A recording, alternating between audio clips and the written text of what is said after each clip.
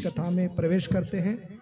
नंद उत्सव की मंगलमयी पावनी कथा आज श्री गोविंद देव जी महाराज हमारे बीच में पधार रहे हैं और बाल कृष्ण की अद्भुत जन्मोत्सव की ये लीला हम आप श्रवण करें।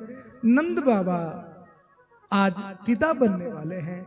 यमुना जी में स्नान करके लौटे ब्राह्मणों का आशीर्वाद बाबा जी को मिल गया। बाबा जी घर आए, यशोदा मैया से आकर के कहा, यशोदा आज तो गजब है गई। यशोदा ने कहा क्या हो गया? बोले आज तो पंडितों ने कहा पुत्रवान भव। यशोदा मैया कह रहे बाबा अब इस उम्र में पुत्र होगा क्या?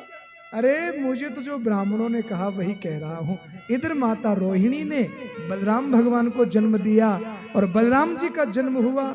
जन्म के बाद न तो उन्होंने नेत्र खोले, न कुछ बोले, न कुछ हलचल है।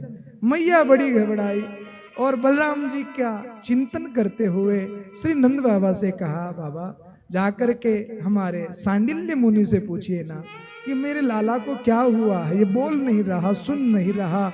नंद बाबा सांडिल्य मुनि के पास में आते हैं, आकर के रोहिणी मैया का दुखड़ा सुनाते हैं। तो सांडिल्य मुनि ने भी कह दिया बाबा जब आप सपूत हो जाएंगे तब रोहिणी का पुत्र नेत्र खोलेगा।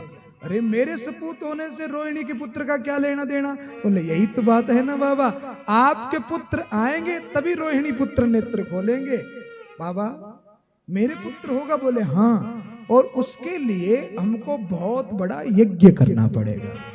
नंद बाबा प्रसन्न हो गए और सनातन धर्म की प्राचीन वैदिक परंपरा में यज्ञ है और राम का जन्म भी यज्ञ से हुआ, कृष्ण का जन्म भी यज्ञ से हुआ। यमुना जी के किनारे बहुत बड़ी यज्ञशाला बनाई गई। नंद और यशोदा को मुख्य यजमान बनाया गया और कृष्ण प्राप्ति के लिए बहुत बड़ा यज्ञ हो रहा है। 18 करोड़ मंत्रों की दिव्य आहुतियां लगी है और भैया 7 दिनों तक यज्ञ चला है। स्वाहा स्वाहा स्वाहा स्वाहाकार मंत्र से पूरा ब्रजमंडल गुंजायित हो गया और उस साकुल्य नारियल गाय के घी की खुशबू से पूरा वायुमंडल सुगंधित हो गया।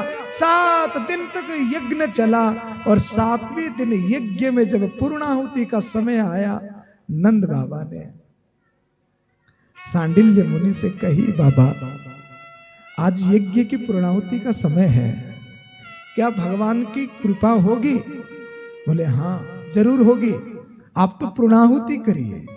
यज्ञ की पूर्णाहुति हो रही है। पूर्णमिदं पूर्णात् पूर्णमुदच्यते पूर्णस्य पूर्णमादाय पूर्णमेवावशिष्यते। यज्ञ की पूर्णाहुति हुई, यज्ञ कुंड में स्वाहा किया गया और यज्ञ नारायण भगवान की उस दिव्यता से मानो आकाश में एक नील प्रकाश प्रकट हो गया। नंद यशोदा नहीं, पूरे गांव के पूरे ब्रजवासियों ने जब आकाश की तरफ देखा तो उस नील पुंज के अंदर में भगवान किसी मोर मुकुट बंसी वाले का दर्शन हो गया। सबने ठाकुर जी का दर्शन किया और उसी नील पुंज का प्रकाश श्री नंद के हृदय में आकर के समाहित हो गया। माता यशोदा का गर्भाधारण संस्कार हुआ। इधर यशोदा मैया ने गर्भ धारण किया और इधर देवकी मैया ने गर्भ धारण किया। देवकी के गर्भ में श्री दीनबंधु भगवान का आगमन हुआ और माता यशोदा के गर्भ में योग माया का गर्भ धारण हुआ।